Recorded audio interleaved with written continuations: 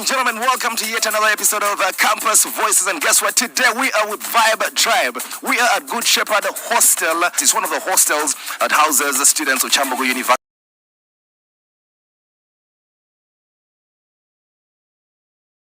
It's one of the hostels that houses the students of Chambogo University, among others. On today's episode, we're going to be talking about balancing campus life and social life.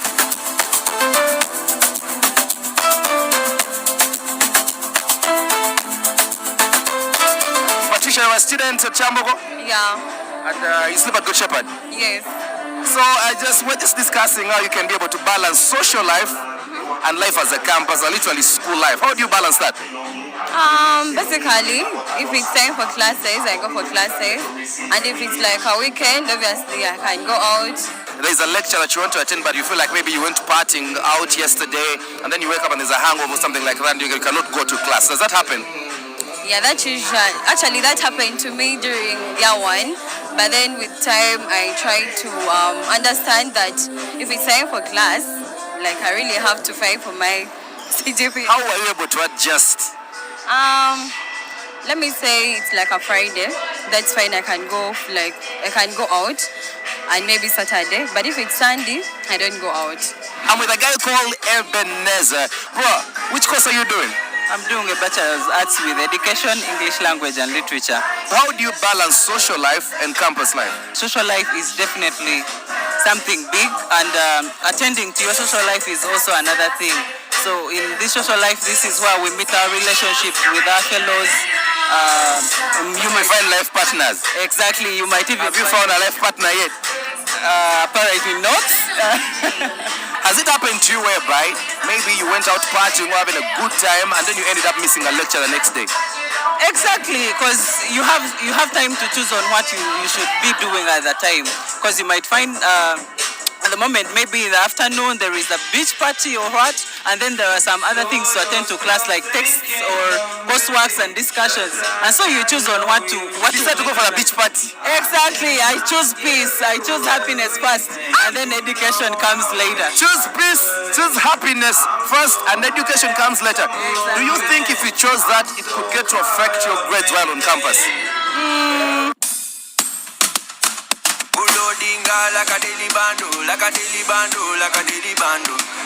Omuliro nguwulira muli mu mutima kukankana like drums.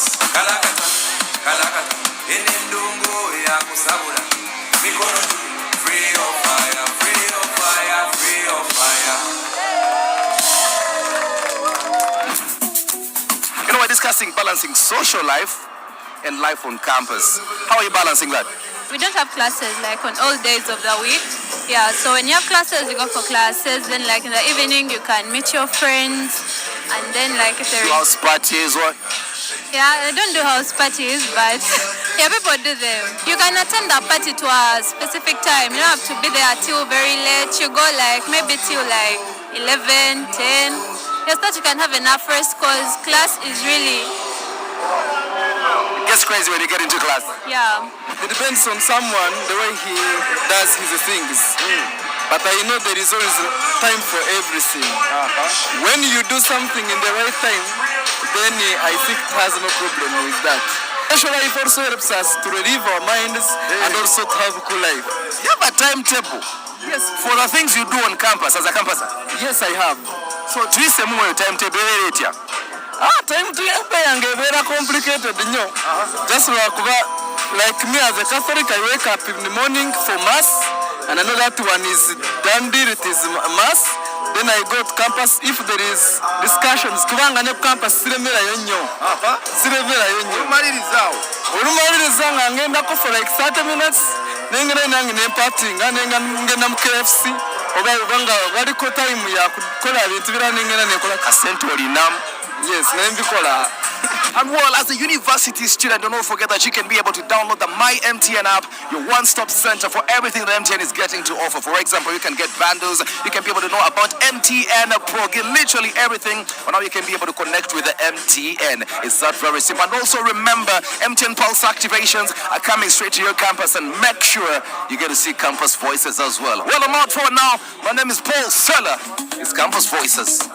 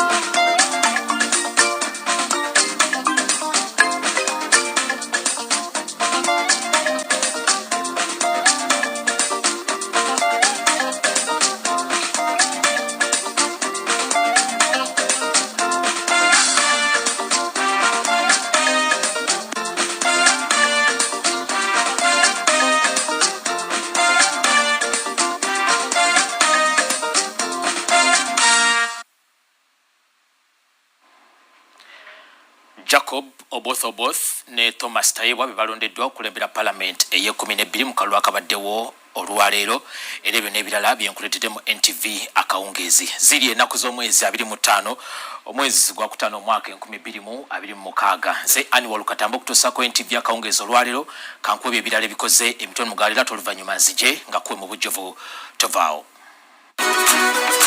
Emitwe gy'amawulire gikuleeteddwa KCB Bank, for people, for better. KCB Bank is regulated by the Bank of Uganda.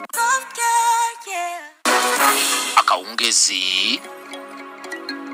I will support and uphold the Constitution of the Republic of Uganda. Jacob Oboth ne Thomas Tayebwa bagenda okubiriza Parliament ye-12 be banywedde mu bannaabwe akendo mu kalulu akabaddewo olwaleero. I'm deeply honored by the trust and confidence you have once again placed in me.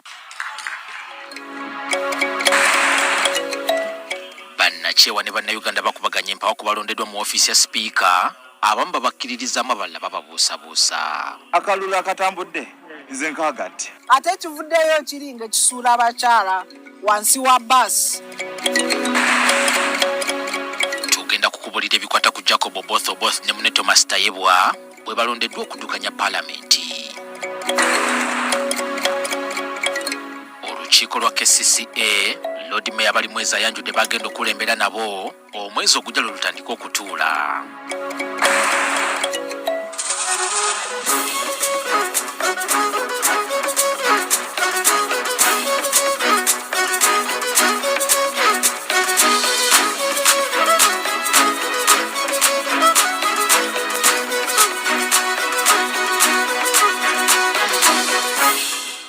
Do more with KCB Mobile Banking.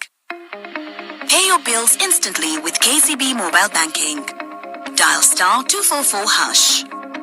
Enter your PIN to proceed. Choose option 5 for bill payments.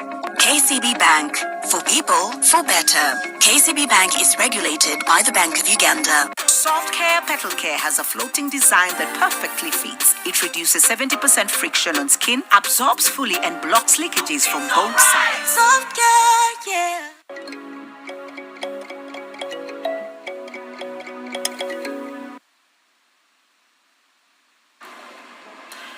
Nyongera okwaniriza ku NTV Akawungeezi nze Annual Katambo kutuusaako ag'obudde buno era katugatandikirewo mu bujjuvu. Jacob Maxon Oboth yalondeddwa okubeera Speaker Parliament eye-12 era nga asuubiza nti Parliament gyagenda okulembera tegenda kukkiriza bulyake oba obuli bw'enguzi era nga Parliament erina kubeera ekyokulabirako ekirungi ku kuwa embalirira n'enkozesa ya ssente ez'omuwi w'omusolo nga tennaba kuteeka bitongole ebirala ebya gavumenti ku nninga mu by'embalirira. Ono agamba nti n'abamawulire tebalina kulabwa nga abalabe ba Parliament wabula balina kukolera wamu naddala awo awabeera wali ensobi. Bino bibadde kololo mu kulonda Speaker Parliament agenda okukubiriza Parliament eye-12 etandise emirimu gyayo. Olwaleero Paalamenti eye-12 oyinza okugamba nti etandise emirimu gyayo mu butongole. Ababaka abakiika mu Paalamenti eno batandise n'olutuulo olw'okulonda agenda okubeera sipiika waayo ssaako n'omumyuka we. Amateeka nga bwe gakirambika, Paalamenti etandika terina mukubiriza waayo era ng'omulimu guno gukolebwa Ssaabalamuzi w'eggwanga era ng'olwaleero Flavian Zeija yabadde mu mitambo gy'olutuula lwaleero olubaddeko n'omukulembeze w'eggwanga Yoweri Kaguta Museveni. Of Uganda. Ssaabalamuzi asoose kusaba ababaka okusemba amannya g'abantu be baagala babeere ba sipiika wa Paalamenti eye-12.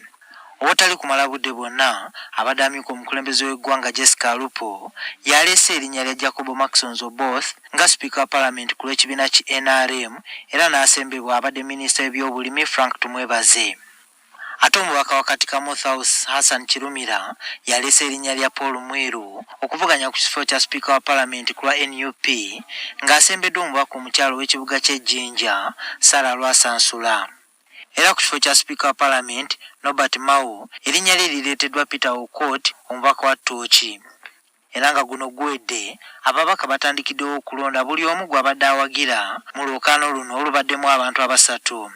kyokka wano we basomedde n'erinnya ly'abadde sipiika wa paalamenti e11 Anita Mong, kyokka ng'ono talabiseeko wadde ng'ate bba Moses Magogo yalonze sipiika addako. Oluvannyuma Ssaabalamuzi wa Uganda alangiridde ng'okulonda kukomekerezeddwa nga Jacob Oboth afunye obululu 41 owa NRM, Paul Mwiru wa NUP afunye obululu 6 ate Nobert Mao muna DP afunye obululu 15. Bw'atyo Oboth akubye ekirayiro ekimukakasa ku buvunaanyizibwa bwa sipiika wa paalamenti e12 bwe bamutisse. Ono abadde awerekeddwako eyali sipiika wa paalamenti Rebecca Kadaga, abadde Ssaabaminisita Robin Nabbanja n'abalala. And that I will support and uphold the Constitution of the Republic of Uganda as by law established. So help me God. Era wano omukulembeze w'eggwanga akwasiza Oboth omugo gwa sipiika, engabo ba coat of arms, bendera y'eggwanga, ssemateeka w'eggwanga, amateeka agalungamya paalamenti nga kw'otadde n'ebyambalo bya sipiika. Ng'akkalidde mu ntebe ye ya sipiika Jacob Oboth obubaka bwe eri abantu abakuŋŋaanye okubaawo ng'alondebwa okubadde n'omukulembeze w'eggwanga.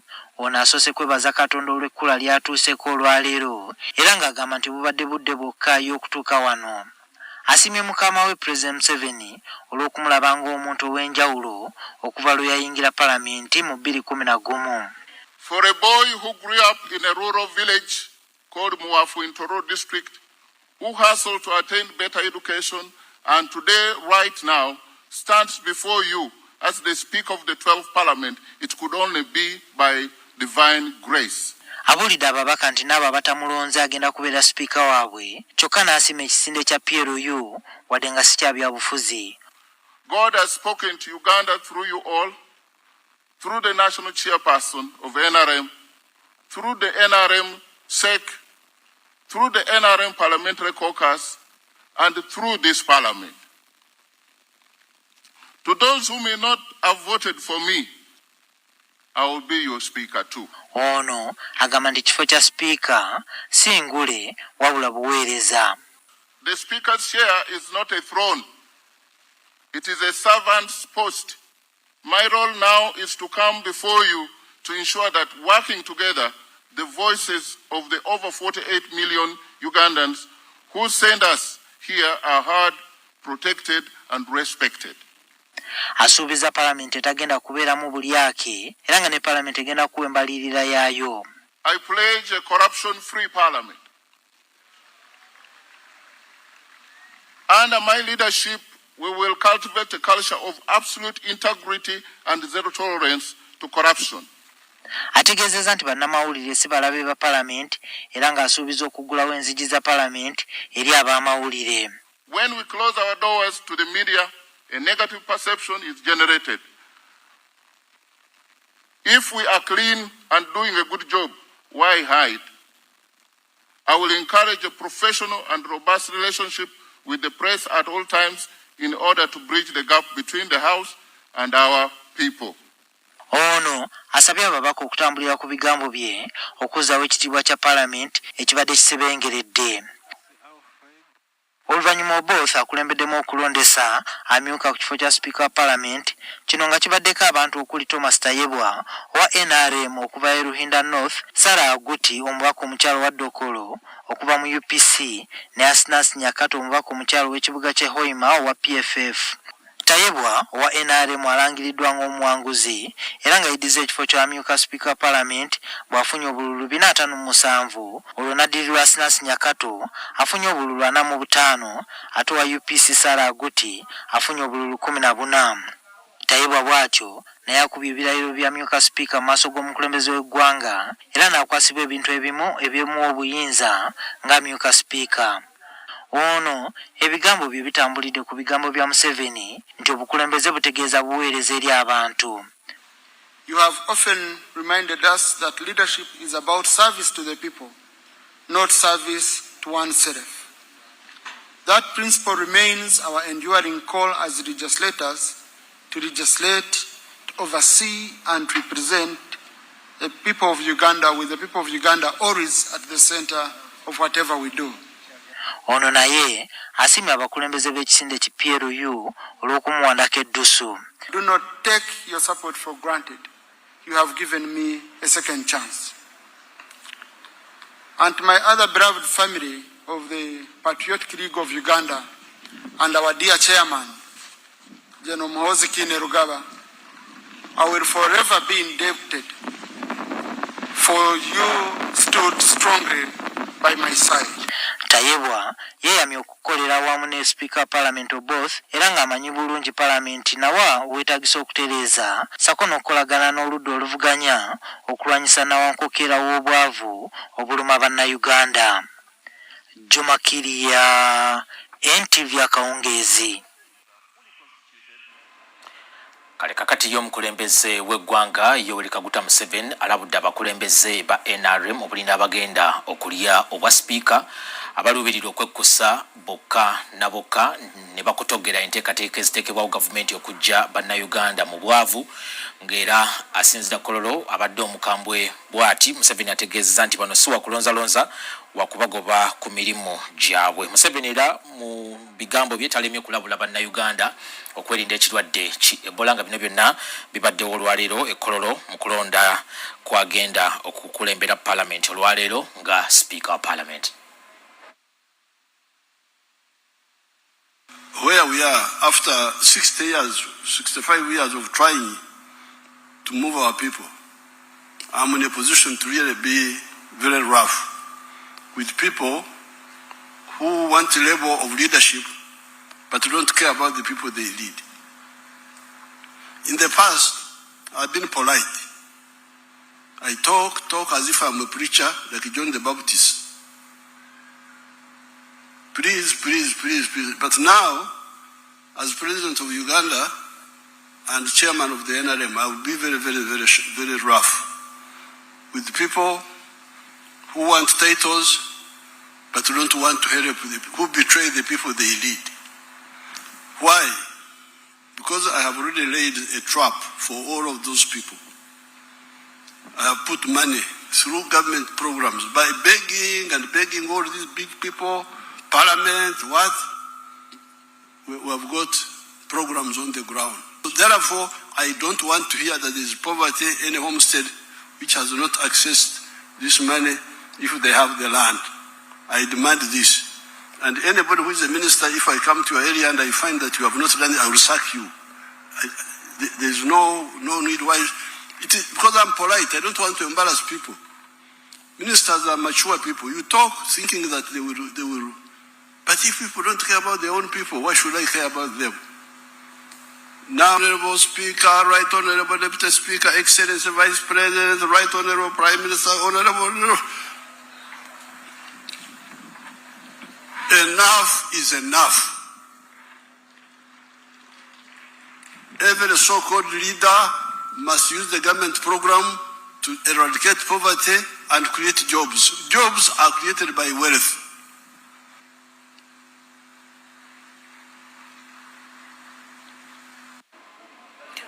Kale ye Yoweri Kaguta Museveni ng'alabula abo bonna abasuubira okufuna ebifo mu gavumenti naddala baminisita abanaakola mu ngeri ey'obunafu ne batajja bannayuganda mu bwavu. Kakati bwe tweyongerayo n'amawulire amalala Ntv Akawungeezi ge baleetedde wabaddewo okukubagana empawa mu bannayuganda obanga sipiika omujja owa Paalamenti ey'e12 anaasobola okubbulula ekitiibwa kya Paalamenti ekibadde kinaabuuse ennyo olw'obuli bw'enguzi mpozi n'okukozesa obubi w'ofiisi. Yadde nga waliwo bangi abakkiririza mu sipiika omujja Oboth waliwo n'abo batamusuubiramu bingi kubanga bagamba nti ekibiina ekimulese ki NRM era kyekimu kyekyaleeta sipiika Anita Among aviiriddeko Parliament okuwemuka mu kisanja ekyo ekiwedde. Omusasi waffe kaabitwe mu bujjuvu. Okuzzaayo ekifaananyi kya Paalamenti ekibadde kinaabuuse mu maaso ga bannayuganda kyekimu ku ebyo ababadde bavuganya ku kifo kya sipiika kye babadde bakulembeza nga banoonya akalulu mu babaka ba Paalamenti ey'e12. In accordance with Rule 5, Sub-Rule. Kati oluvannyuma lw'omubaka wa West Budama South Jacob Maxson Oboth okulondebwa ku bwa sipiika, bannayuganda abagoberedde okulonda kuno buli omu akoogeddeko bubwe. Yabadde asuubirwa okuwangula yakawangudde. Naye si musajja mubi bw'anaaba nga akoze ebintu bye bamusuubiramu.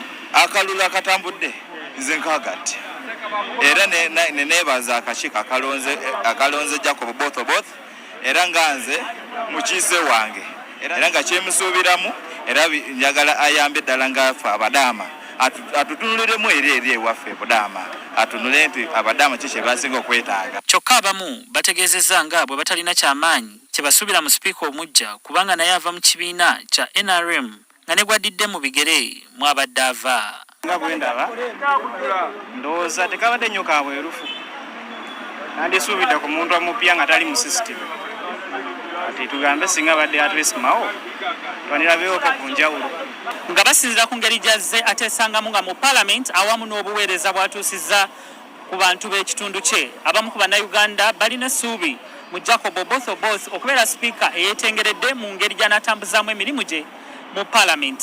Nga Jacob Oboth tanaludda atwala kyenkanye buli kintu akiramuza kyenkanyi tajja gamba ntono tajja kubeerako kyekubiriza nti ono semanyi wa ludda oluvuganya ono wa ludda lwaffe ye ajja kubalamuza kyenkanyi. Sara Bireeti ng'atunuulira byabufuzi agamba kinakuwaza era n'okuswaza kiswaza tekibiina kya NRM bulijjo ekyefuula nti kirwanirira omwenkanonkano ate kyavudde ku mulamwa bwe kyasazeewo okusemba abasajja babiri ku kifo kya sipiika n'omumyuka we.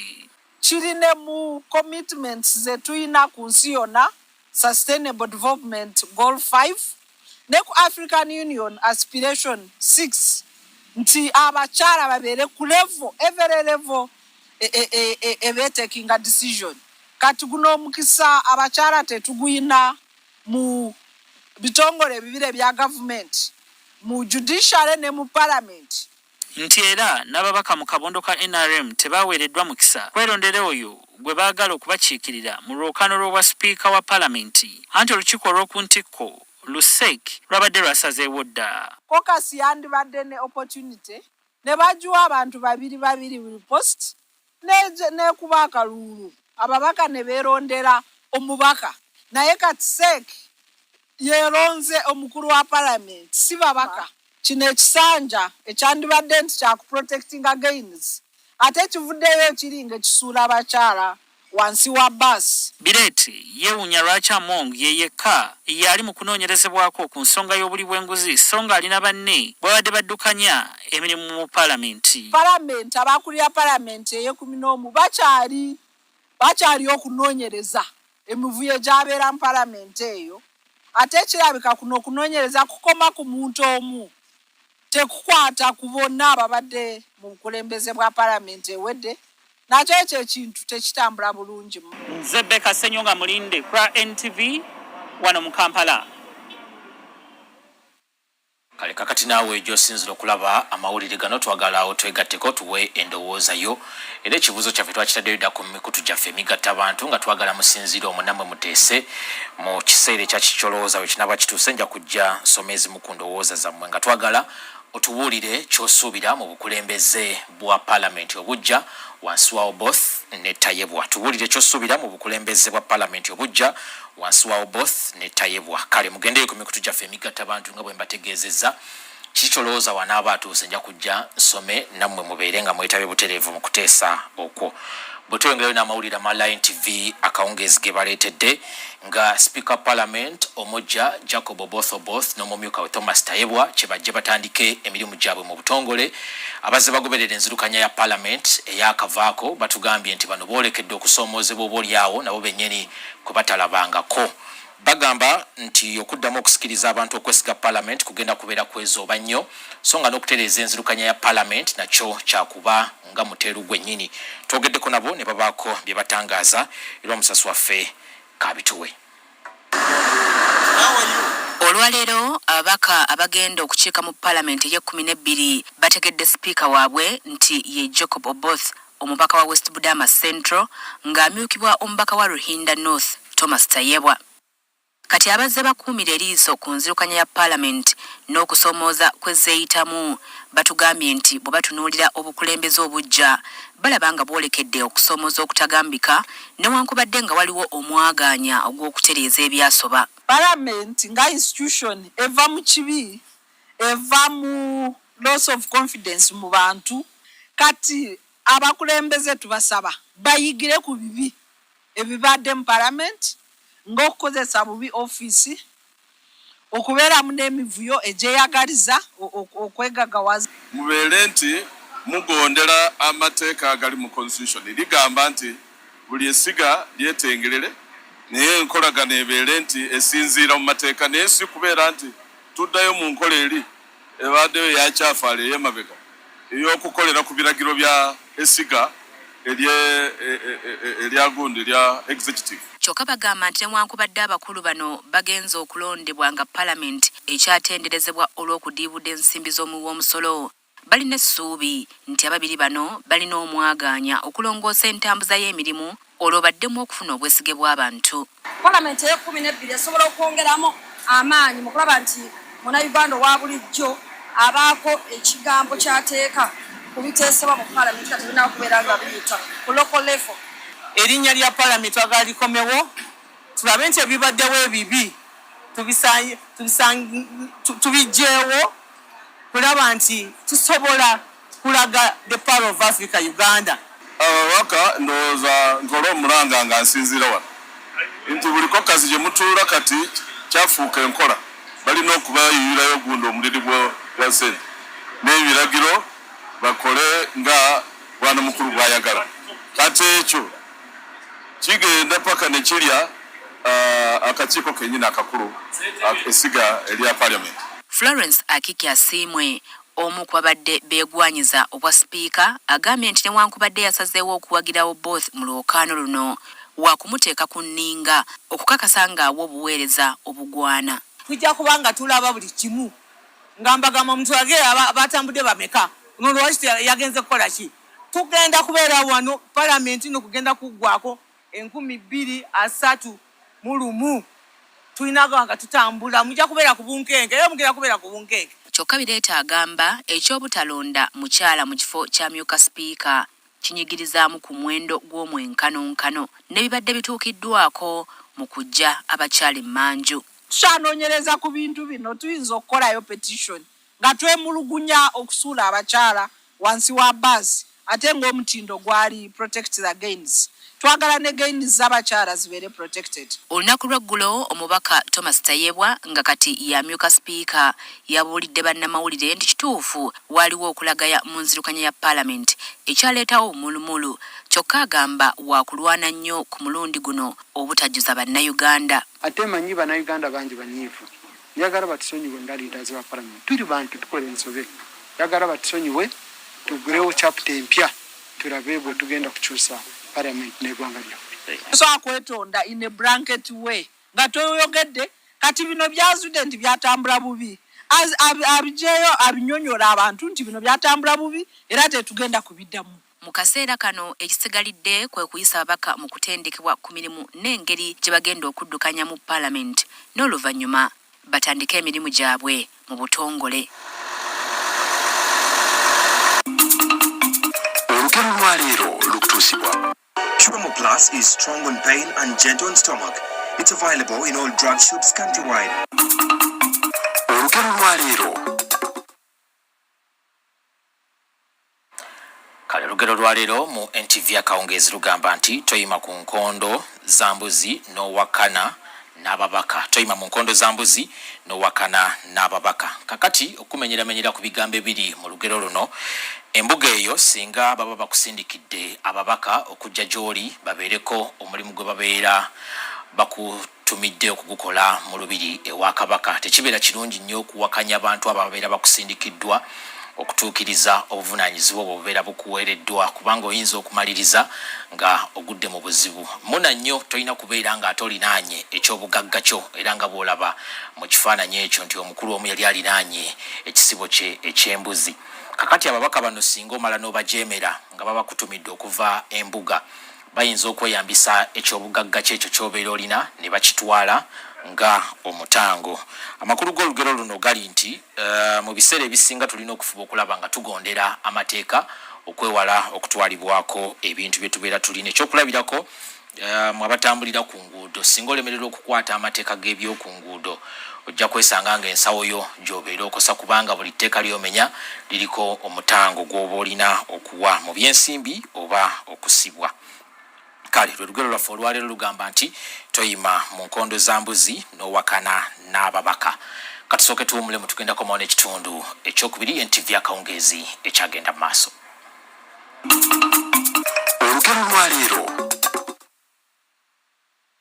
Are you having headache, sore throat, muscle pain, toothache, or fever? Then use Curamo Plus. Curamo Plus is strong on pain and gentle on stomach. It's available in all drug shops countrywide. It's not recommended for children under the age of 12 years. If symptoms persist, seek medical advice. UETCL, transmitting for transformation. Second best to a mother's love. Tov Plus, mwekwate. Wetukomawo obadde omanya engeri obukatuliki gye bwatuukamu Kasese ntujja n'ebyafaayo by'essaza ly'e Kasese libadde ligenda okulembera mu kutegeka olunaku lw'abajulizi e Namugongo. It was not easy for Bishop Magambo to come to the Kasese area. Bibi n'ebyafaayo by'ettendekero lya Uganda Christian University abaliddukanya bagamba limaze emyaka 11 nga lyeyubudde okutuuka we liri kati.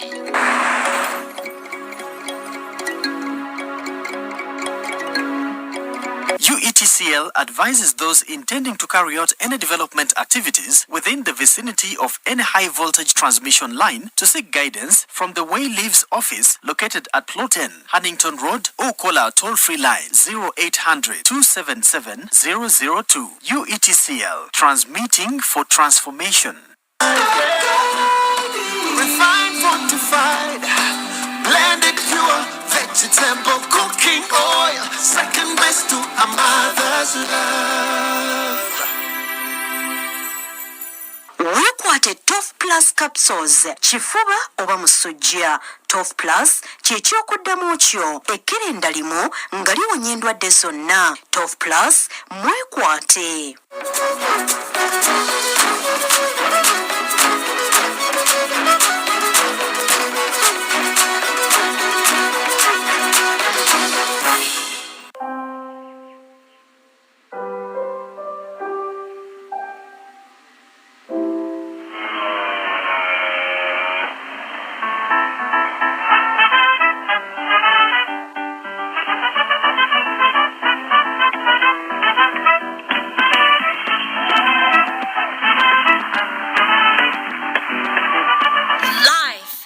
Beautiful, soft care pads. So fit, so right. It's our mission to secure your money. Protecting your money is as important as earning it. It is for this reason that the Deposit Protection Fund of Uganda, DPF, was established by the government of Uganda to provide deposit protection to customers of regulated financial institutions. In the unlikely event that your commercial bank, credit institution, or microfinance deposit-taking institution fails, the DPF will pay you up to 10 million Uganda shillings. Keep your personal information such as national identification number, mobile phone, or an alternative bank account updated with your banker. Terms and conditions apply. For more information, contact DPF at Aha Towers, Plot 7 Lodell Road, Kampala. Call 0312 206 400 or visit our website at www.dpf.or.ug. We are the DPF. We protect your money. Protection Fund of Uganda.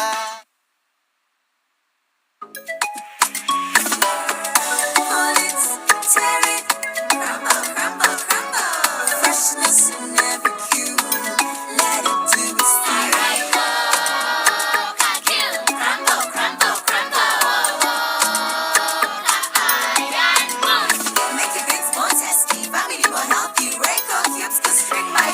The same great cube that makes your beans tasty, now in a new pack. Get the Reco Cube Co-String at a Duka or supermarket near you. Just pull, tear and crumble for the tastiest beans.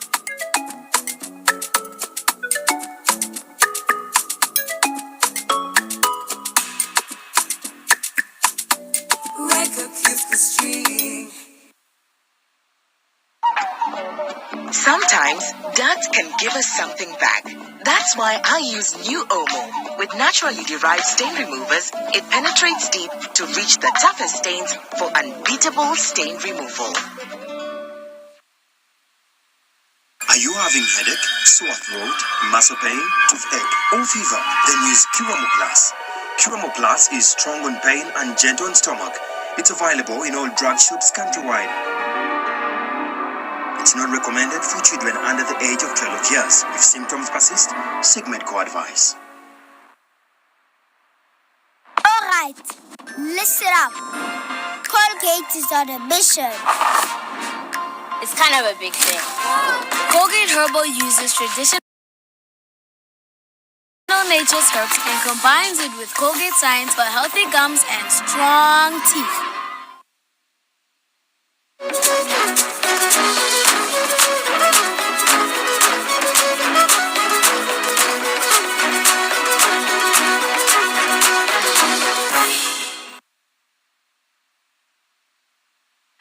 Kale mukulikeyo nnyo mukumulako okwo tukyagenda mu maaso ne NTV Akawungeezi.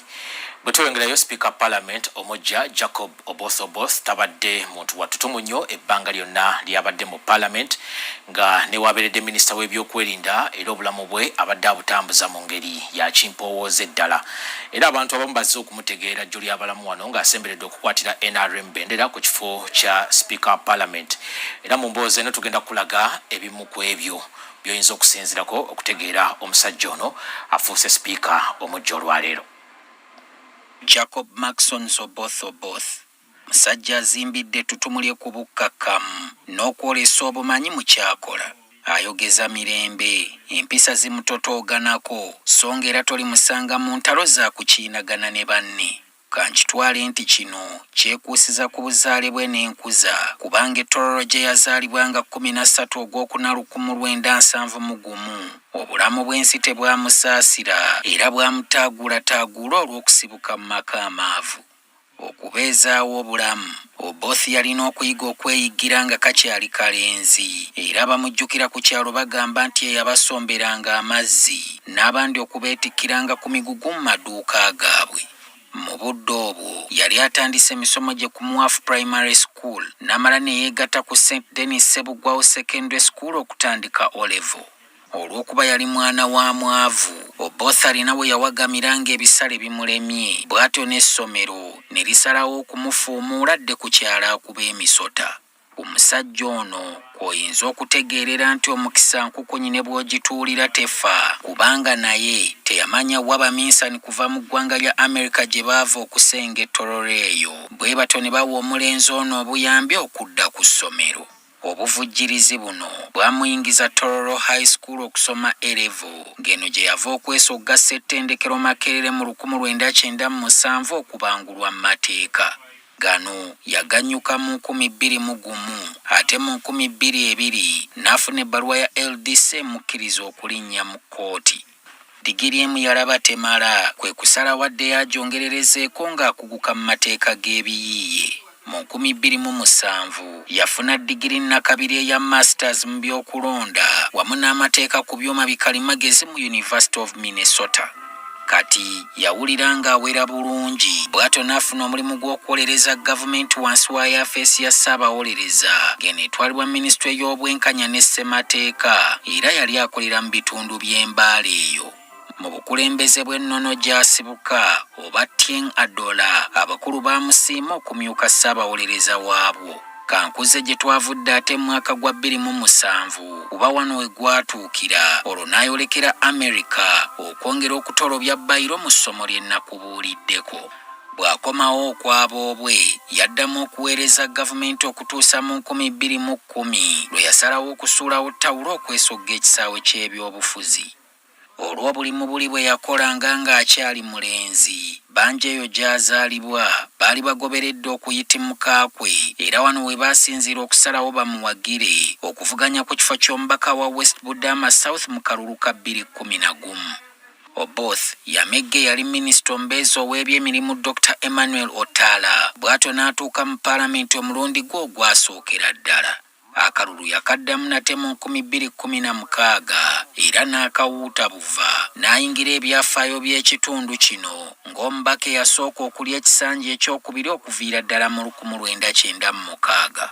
Oboth Paalamenti alaga nti abadde agigundidde mu kisanja ku kinnaakyo ng'abadde n'obukiiko bwamu obumukwasibwa okukubiriza gamba ng'ak'ebiragiro n'empisa ak'obugagga obw'ensibo n'ejjojjooza akassibwawo obukubirire okunoonyereza ku nsonga z'ebyamasannyalaze mu ggwanga n'engeri gye galina okuddukanyizibwamu. Waafulumidde Paalamenti ey'11 ng'atuula ku kakiiko k'ebyobusuubuzi ate nga ye ssentebe w'akakiiko k'amateeka n'ensonga za Paalamenti.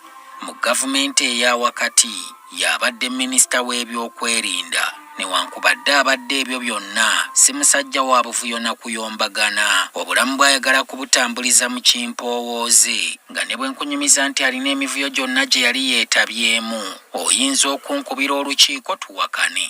Kankuwa ekyokulabirako mu mwaka gwa 2017 ono yalwana bwezizingirire okukakasa ng'etteeka erijjekkomo ku myaka omuntu kwe yeesimbirawo ku bukulembeze bw'eggwanga liyita. Omukulu ono ye yali ssentebe w'akakiiko k'amateeka mu biseera ebyo ate ng'ebbago lino gye lyasindikibwa okukuŋŋaanya ebirowoozo bya bannansi. Newankubadde ku ntandikwa yakola bulungi, mu maaso eyo bangi baatandika okukuba ebituli mu kakiiko ke nga balaba kagudde olubege. Ye ne bwe si kulwisaayo jjukira bwe byaggwa kubanga ye yafundikira afunye n'ekifo mu kabineti mu kisanja ekyaddako abasinga kwe baalabanga okumusiima olw'omulimu amakula gwe yali akoze. Ng'alidde obukulu buno mu mwaka gwa 2023 ekyama ku mabaati g'ekkalamojja agabbibwa bwe kyabotolwa, Oboth erinnya lye lyalabikira ku lukalala lw'abakulu abaageezibika era n'ayitibwa ne ku kitebe ky'abambega ba poliisi okubaako byannyonnyola. Ensonga nga bwe zaatambula erinnya lye lirimu kugaasiimulwa ku lukalala lw'abalyake mu ngeri y'amatankane wabula ne kireka ettoomi ku linnya lye yali akuumidde emyaka. Mu minisitule gy'abadde akulembera waliwo abalowooza nti abaddeyo nga kifaananyi wabula nga bingi ku bisalibwawo mu magye naye kennyini abiwulirira mu nkuubo. Ojjukira Uganda bwe yasindika amagye mu ggwanga lya South Sudan gye buvuddeko. Emboozi eno buli omu yagitegerera ku bubaka obwawandiikibwa ku mukutu gwa X nga bwawandiikibwa aduumira UPDF yennyini era mutabani w'omukulembeze General Muhoozi Kainerugaba. Wabula omwami ono bwe yasabibwa ababaka mu Paalamenti okusituka abeeko kyanyiga ebigambo katabimukalire ku matama. The Ministry of Defense can give us a 5-minute status report and then you present, you give us an opportunity to be briefed properly. Because me, as a lawyer, information has to be very formal. I don't rely on social media. That's the difference between the two professional bodies. Oboth atandise okukubiriza Paalamenti kumpi gy'asanze ng'efuuse kisassalala olw'enneeyisa y'abaddeyo Anita Among abangi gwe balumiriza nti abadde agiddukanya nga makaage. Alina omulimu gw'okulongoosa ekifaananyi kyayo kubanga buli omu kati agirabira ddala nga kitebe kya buli bwanguzi era eriwo okukola buli kimu essiga erikulembera kye liba lisiimye. Ababisomera mu bbaasa baalabudde dda bannayuganda obutakuba jjejjerebu kubanga ono azze naye tagenda kwawukanako n'ababaddewo mu nkola olw'ensonga nti n'engeri gye yalondeddwamu kabonero kankukunala nti ye yazuuliddwamu obuwulize bwennyini abakulu bwe beetaaga nanti bulijjo muddu awulira y'atabaaza engabo ya mukama we. Solomon Kaweesa, NTV. Kakati ye Thomas Tayebwa nga kaakano kyajje aweze emyaka 45 egy'obukulu alondeddwa okufuuka amyuka sipiika wa Paalamenti ekisanja ekyokubiri oluvannyuma lw'okuwangula banne bonna ababadde bamwesimbyeko. Tayebwa onajjukirwa nnyo ng'eyaliko mu FDC era ng'ekibiina ki NRM ekyamuwanzeeko eddusu yali akiwalanira ddala. Naye Samuel Sebuli baliko ebitonotono byakuŋŋaanyiza ebikwata ku musajja ono munnamateeka ate ng'era mu nabyabusuubuzi. Nga Paalamenti y'e11 etandika emirimu gyayo mu mwaka 2021, Thomas Tayebwa omubaka wa Luhinda North County y'omu ku beegwanyiza ebifo by'obukulembeze era banna NRM ne basiima nnyo obukugu n'obuwulize bwe eri ekibiina ki NRM ne bamufuula nampala w'ababaka ba Paalamenti bonna aba NRM abaali bakalayira. kyokka bakyajjatandika okukwaza emirimu gye mu mwaka 2022 eyali sipiika wa paalamenti Jacob Oulanya yasse ogw'enkomerero ekyatondawo omuwaatwa era okulonda sipiika omujja ne kuggulwawo buto. Mu nkyukakyuka zino Tayebwa ekifo yaggwanyiza kya bumyuka bwa sipiika ate yali mu kifo kino Anita Among ne yeesuumusa n'avuganya ku bwa sipiika era ekifo n'akiwangula. Okujjuza ekifo ky'omumyuka wa sipiika wa paalamenti kwali kwambiranye kwagenda okuggwa nga Thomas Tayebwa amezze munne Moses Biteke wa FDC eyali amwesimbyeko bw'ati n'akuba ebirayiro ennaku z'omwezi 25 March 2022 mu lutuulo lwategekwa ku kisaawe Kololo.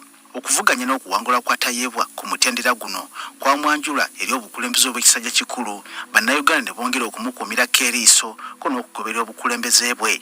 Tayebwa ono gwenjogerako kati wa myaka 45 anti yazaalibwa mu mwaka 1998 mu maka ga Bangira na Daudi ne Betty Komuhangi ab'oku kyalo Bitereko mu disitulikiti y'e Mitooma. Emisomo gye yagitandika mu ngeri ya kisaazi ku Kigalama Primary School gye yava okweyongerayo ku Kigalama Senior Secondary School ne Ruyonza Senior Secondary School gye yamalirako emisomo gye ku mutendera ogwa siniya. Tayebwa okusoma kwe wandigamba nti yakukwasiza ddala maanyi anti mu mwaka 2025 yatikkira digiri ye esooka mu social science Makerere. Oluvannyuma n'anawuza eby'amateeka gye yafunira digiri mu mateeka mu mwaka 2012. Ebyobufuzi yabitandikira mu kibiina ki FDC era n'abeera musaale nnyo mu kuyayanira enkyukakyuka olwo ng'ekibiina ki NRM kimuwonyera ziizi era ng'ateetera nnyo ne Anita Among naye yali akitiza ne FDC. Ababiri bano baali baakyawa nnyo omwami Museveni n'ebikolwa bye era nga si kyangu kyakubaza wadde mu kyama okwogera ku mwami ono. Kyokka nga bw'omanyi nti ne Nawolovu tafiira ku bbala limu kyaddaaki balengera okumunyinya kw'ekitangala mu kibiina ki NRM bati ne bakyegattako. Oluvannyuma lw'emyaka 3 ng'asiwuukidde mu FDC nga n'emyaka 35 Tayebwa yayingira ebyobufuzi ku muteerera gw'eggwanga lyonna. Mu mwaka 2015 yavuganya ku kifo ky'omubaka owa Ruhinda North mu paalamenti y'eggwanga ery'ekkumi era n'akiwangula olwo nga tiketi yakute ya NRM. Mu paalamenti eno yali memba ku bukiiko bubiri okuli aka National Economy ne Natural Resources Committee okumala emyaka 5 ey'ekisanja ekyo. Mu paalamenti y'akaseera ako Tayebwa teyalina nkizo yonna okukira ku babaka abalala. Amawulire empawo kye gaamwogerangako era yali amanyiddwa kusinga abantu b'e Ruhinda gy'akiikirira so si ggwanga lyonna. Ku kisanja ekyokubiri mu paalamenti ey'e11 yayagala okuvuganya ku ky'omumyuka wa sipiika era n'empapula n'aziggyayo olwo ng'ayagala kuvuganya Anita Among kyokka ku ssaawa esembayo yava mu lwokaano n'amuleka aseeyeye nga mpawo amuteganya.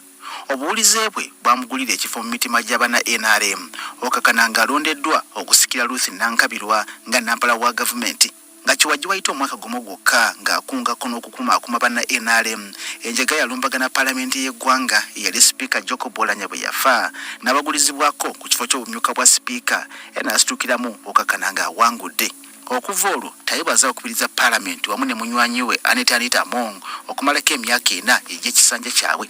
Okwawukanako ne bweguzze guba nga sipiika Among yakubiriza paalamenti Tayebwa azze afuba nnyo okubeera omugattabantu era ng'awaayo akadde okuwuliriza ababaka ba paalamenti naddala bali ku ludda oluvuganya gavumenti ate n'abawa akadde akamala okunnyonnyola ensonga zaabwe. I really want to appreciate, but I should just comment a little. Bavuganya gavumenti nga babanja ab'ebyokwerinda bannaabwe abazze bakwatibwako n'okubuzibwawo. Tayebwa ebbanga lyonna ensonga zino azaaziwa akadde era nasaba bakwatibwako ensonga okunnyonnyola lwaki bano tebateebwa. We should have a genuine explanation just beyond Kawempe because this is what I saw for the journalists. It looked really ugly. Tayebwa mu paalamenti ey'e11 azengalaga obwennyamivu buli lwalaba nga ababaka ba paalamenti beeremye okujja okukiika ko ne baminisita abatagala kulabikako mu paalamenti n'okwanukula ebibuuzo ebiva eri ababaka. Kyokka newankubadde Tayebwa mu mbeera eno asomesa akatyapagako kusuulibwa nga amyuka sipiika alina okusoomooza okukunnyonnyola abantu gye yali atudde nga paalamenti ewaba ko n'okwakasa eggwanga nti ye talikuwaddeko eriva ku buli bw'enguzi. Newankubadde yagezaako nnyo okugatta eddoboozi ku bavuganya gavumenti nga babanja abantu baabwe abazze bawambibwa yalimu okuteeka baminisita abakwatibwako ku nninga bannyonnyole oba okuyimbula bannayuganda bafundira mu makomera. Entematema y'ensimbi eziddukanya paalamenti etandikira mu Parliamentary Commission oba olukiiko oluddukanya paalamenti naye kennyini kwatuula kale alina omulimu okunnyonnyola eggwanga engeri ensimbi z'omuwa omusolo gye zaadiibuddwangamu nga yetanyega oba nga tamanyi. Tayebwa tuyinza kumuteeka mu lubu lw'abawejjere okugeza omwami ono yazimba ekereziya mu disitulikiti y'Emitoome eyo ku kigo kya St. Charles Ruwanga ng'eteeberezebwa okuwemmenta ensimbi za Uganda kumpi obuwumbi nga 2. Abantu bangi bavaayo ne bamuteeka ku nninga annyonnyole gye yajja omutete guno. Kyokka mu kwewozaako yagamba nti yakwata mu nsawo eyiye ng'omuntu nayambibwako ne banne abalala banywanyi be ne bazimba ekereziya eno. Wandigamba nti mu bbanga lyonna lyamaze mu bifo byazaaweerezaamu Tayebwa yakwata nnyo enkola ey'okwewozaako nga kwogasi n'okwetonda singa alaba ng'ensonga ziranda okugeza ng'ennaku z'omwezi lumu August omwaka 2020 waliwo akatambi akakwatibwa mu maka ga Tayebwa e Busaabalaawo nga kamulaga ng'alagira abasajja be okuwutula omukozi w'omumeme ey'akaseera ako Bukenya Bone eyalaze okumusalako amasannyalaze. Onagamba nti sitaafuwo kyokka bwe yakimanya nti kyalakoze si kya buntu yasisinkana Bukenya gwe yali asobezza era n'amwetondera nnyo olw'okumuyisa ng'ekyo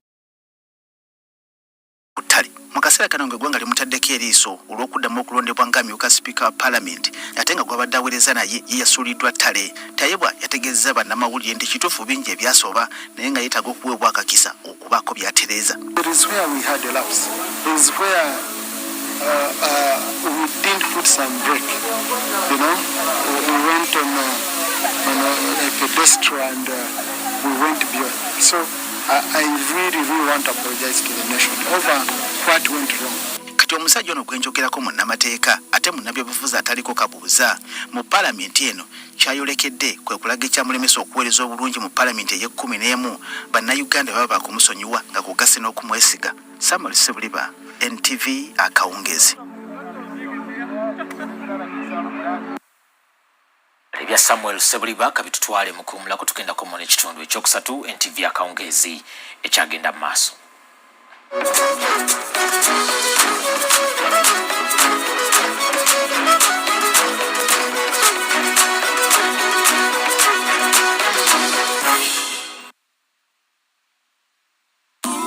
Cooking oil that makes food sweet. Tastes so good like mama's keys. Sweet Tamasana, yeah. Stir gold is the oil you need for a tasty meal to live a healthy, happy life.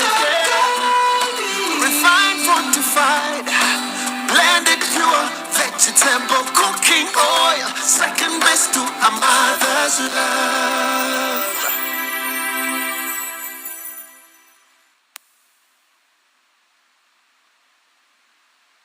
Weekwate Tof Plus capsules kifuba oba musujja. Tof Plus ky'ekyokuddamu kyo ekkerenda limu nga liwonya endwadde zonna. Tof Plus mwekwate.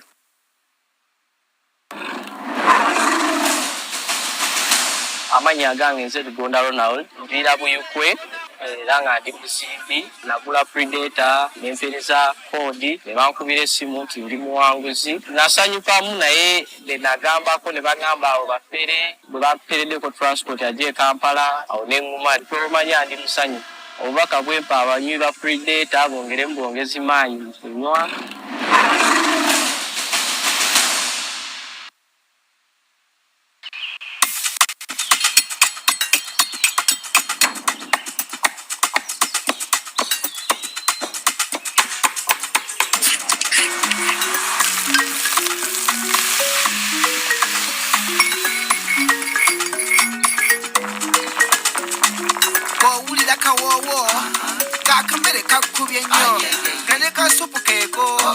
Garlic, tamarind, real spice inside.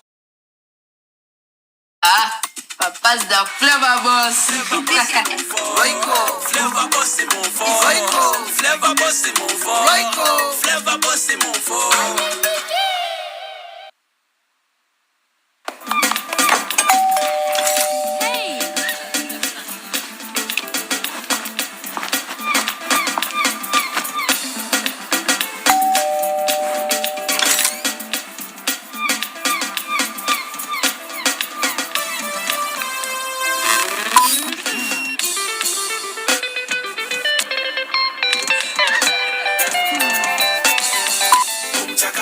I break a rock, boom, boom. I dance, dance, dance. Then you're a silver backer. I win it double, double.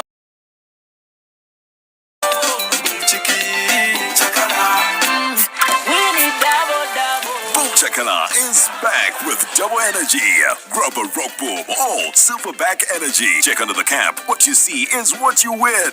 Rock boom, energy for winners.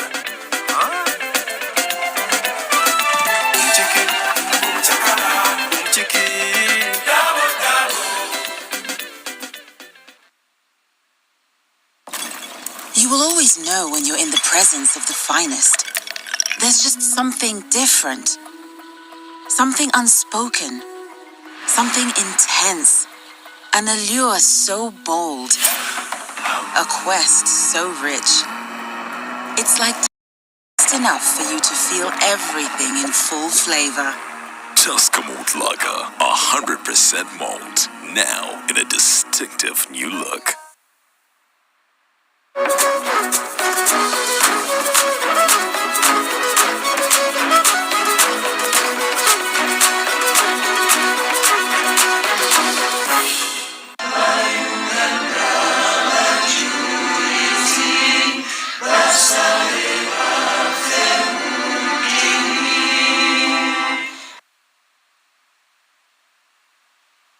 Kale tuyingidde ekitundu eky'okwefumiitiriza ku mboozi ezikwata ku lunaku lw'abajulizi era olwali tutandise n'essaza ly'Ekereziya ery'e Kasese nga lino lye lyalondebwa okutegeka ebikujjuko by'abajulizi e Namugongo omwaka guno era mu mboozi zaffe eziwerekera olunaku lw'abajulizi luno tukuleetedde ebyafaayo by'essaza lino nangeri ki obukatoliki gye bwasobola okutuukamu e Kasese era nalwaki okwawukanako n'amasaza g'Ekereziya amalala lyo essaza ly'e Kasese litwala disitulikiti y'e Kasese yokka katubifune.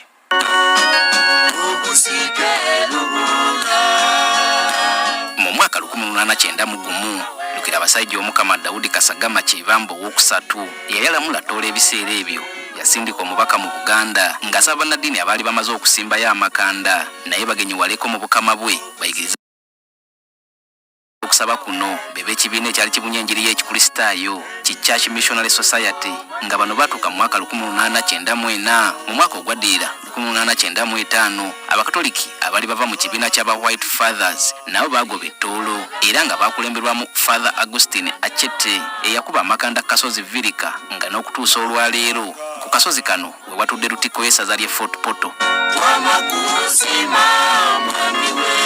Mu biseera ebyo Tolo yali ezingiramu ekitundu kati ekitwalibwa obusinga bwa Lwenzurulu oba disitulikiti y'e Kasese kyokka wadde ng'eddiini yali emaze okutuuka mu bukama bwa Tolo abali ku gw'okugibunya amakanda basinga kugasimba mu bitundu ebyali Kinyana Mpindi ne Virika mu Fort Poto olwo abantu abali mu kitundu ekikola disitulikiti y'e Kasese ekigambo ky'omukama ne basigala nga bakikonga lusu. Kati okutegeera engeri obukatoliki gye bwatuukamu e Kasese tubitaddemu engatto ne twetuukirayo ne tutuula mu mboozi ey'akafubo ne Viika Jeno w'essaza ly'e Kasese Father Landasi Bwambali n'alutuviira ku ntono. Father Bwambali atubuulidde nti nga babunye ekigambo ky'omukama balemereddwa okutuuka e Kasese waliwo bannakasese abatunda omwoyo ng'enkoko emira ensanafu ne baseyegguka olugendo okuyita mu bibira omwali n'ensolo enkambwe ne bagenda mu kitundu ky'erugazi mu disitulikiti y'e Rubirizi mu ssaza ly'Ekereziya ery'Ambalala abamisani ab'ekibiina ki White Fathers gye baali bakubedde amakanda. But we are talking of an area that has a lot of wildlife. But people used to walk from Kasese here to Rugazi for catechism classes. Olw'obuvumo bwayolesebwa abakkiriza abaavanga e Kasese wakati wa 1903 ne 1935 Father Yona Balyebuga yeesitula okuva e Rugazi mu disitulikiti y'e Rubirizi ne yeetika amawulire agasanyusa okugatuusa mu bantu abaali bawangalira mu biwonvu n'ebiko by'e Kasese. Father Yohana Balyebuga came to Kasese around 1932 or somewhere around there, 34, 36, and established a church in an area called Rwenguyo. Ng'ebiwuka ebimanyiddwa ng'ebivu bimulemesezza e Rwenguyo Father Balyebuga yatandulula ku bigere ne yeeyongerayo mu kitundu ky'Ensenyi kati ekisangibwa mu ggombolola y'Ekisinga era nga wano we yazimba ekigo ky'Ekereziya ekyasookera ddala mu Kasese. So people moved away from there. Then they moved closer to the hill, to the mountain. And so they established a church at Nsenyi. That's Nsenyi is the first Catholic church that we have in Kasese. Ono oluvanyuma yegattibwako abamisani okuva mu bibiina okuli White Fathers ne Holy Cross Fathers era nga bano bakola kinene okubunyisa obukatoliki naddala mu bantu abaali bawangalira ku nkingizi z'ensozi. Probably Roman Catholicism is not so strong up in the hills because the first missionaries that we had here, the White Fathers, together with the Holy Cross Fathers, being white men, they probably feared to, move up the hills. So they kept in the lowlands. Mu mwaka 1958 Ekereziya yawa Augustine Muhindo obwa father bwatyo n'afuuka omukonzo eyasookera ddala okuli obusaseredoti mu byafaayo era ng'ono yeyekebakeba eddimu eri okubunyisa enjiri mu bantu abaali bawangalira mu nsozi. The first mukonzo priest that we had, who was ordained in 1958 of sweet memory, the late Monsignor Augustine Muhindo, he endeavored to go up the mountains, up the hills. And indeed, he established many local churches, small churches, up in the mountain. Okusinziira ku Father Bwambale ekyokubunyisa enjiri ya Kristo mu Kasese kwali kuyisa mukka mu kisero olw'okuba nti omukama wa Toolo eyali atwala ekitundu kino yali yayaniriza dda abamisani mu bukama bwe. Because now this whole area was under the Toro kingdom. So if the king of Toro had accepted Christianity, then nobody, I think, would have challenged the coming in of Christianity into the Kasese area.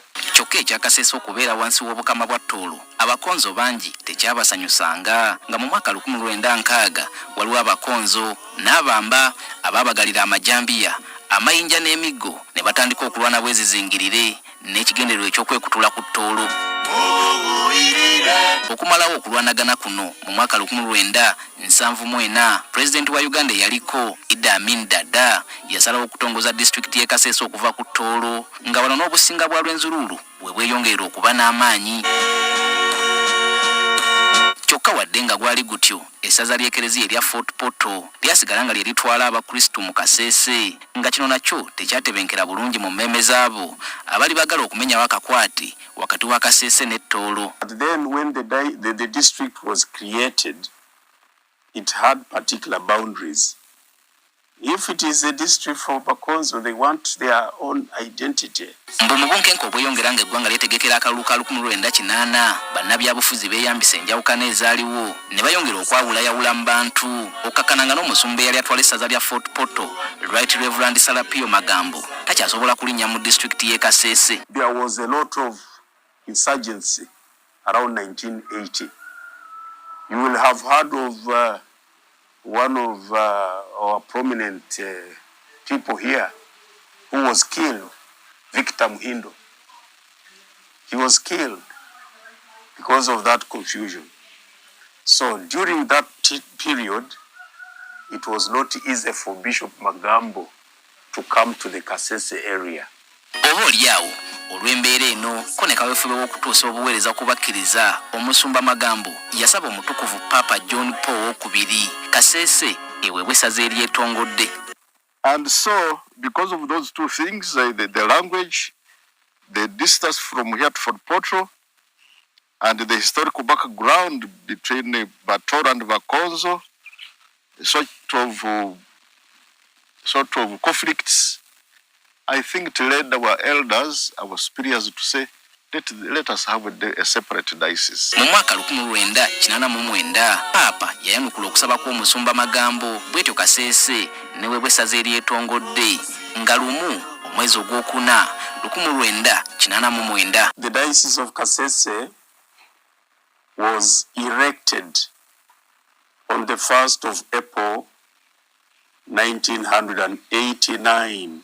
I was in a meeting in Fort Portal, and one of the brothers of Holy Cross said, Expedito, you are here, you have got a diocese. I thought he was kidding because it was the 1st of April, a Fool's Day. But then when we were having lunch, the bishop also announced it, Bishop Sarapio Magambo. Eyaliviika jeno w'essaza ly'Embalala mu biseera ebyo Musinya Egidio Nkayija nabo papa gwe yalonda okusumba essaza eriggya bw'atyo n'afuuka omusumba eyasookera ddala mu ssaza ly'e Kasese.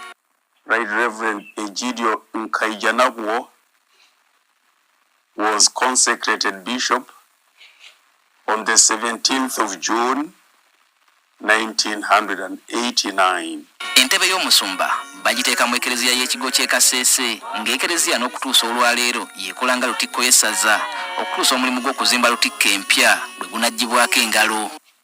There was no church that you would call a cathedral in terms of size. There was a local church for the Kasese, a Catholic parish. And that's what has been serving as the cathedral for Kasese Diocese. But today, I can proudly say Kasese is putting up a magnificent and quite sizable cathedral. Essaza ly'e Kasese lize likula mu bintu bingi okuva ku bigo 7 bye lyalina okutuuka ku bigo 13 ate nga n'abakristo abaali ab'olubatu kati bakunukiriza okuwera emitwalo 4.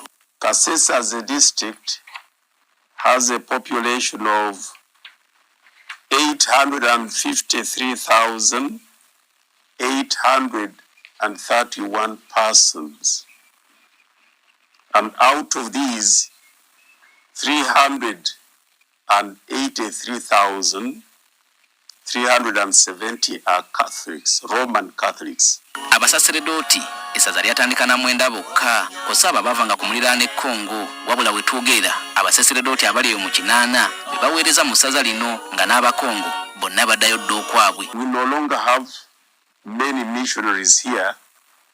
We only have 2 priests of the apostles of Jesus serving here. Okwawukanako n'amasaza g'ekereziya amalala agatwala disitulikiti eziwerako essaza ly'e Kasese litudde mu disitulikiti emu ey'e Kasese era nga limaamidde obugazi bwa sikweya kilomita 2,724 kyokka ng'ekitundu ekisinga obunene ku ttaka lino tekibeerako bantu nga kimaamiddwa ennyanja, emigga, ensozi ko n'ekkuumiro ly'ebisolo li Queen Elizabeth. Nga sinneerekereza byafaayo by'essaza ly'e Kasese kankujjukize nti omwaka guno si gwe ligenda okusooka okutegeka ebikujjuko by'e Namugongo anti ne mu mwaka 2005 bye lyali mu mitambo. And people still have memories of that celebration. 21 years later. Mboozi zaffe endala ze tuteeseteese lindira tukulaga ebyafaayo by'abasumba ababiri abakakulembera essaza lino engeri essaza gye liyitimusizaamu ebyobulamu n'ebyenjigiriza mu disitulikiti ko n'ebyo ebyaliwo Papa John Paul II lwe yagenyiwalako e Kasese. Byonna mawulire gaffe aga NTV Akawungeezi. Peter Serugo, NTV Akawungeezi.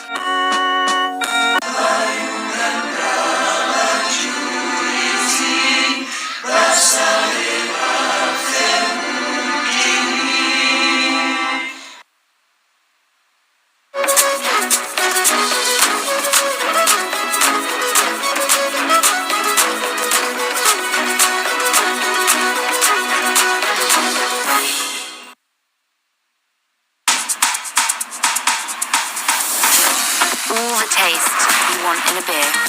Rich, silky, delicious, Guinness, smooth. Now with a daring new look. As bold and vibrant as you. Guinness Smooth.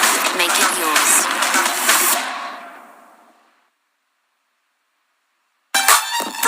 Energy drink ekyokunywa eky'amaanyi ekitongole mu kukwatirako kulabu y'omupiira eya Chelsea kikuleetedde promotion ya Bella Gumite ne Predator ng'abawagizi abaana babayiseemu baakufuna omukisa ogenda okulaba ttiimu y'omupiira eya Chelsea ku Stamford Bridge e London. Tetukomye okwo tugenda gabazi bodaboda buli wiiki.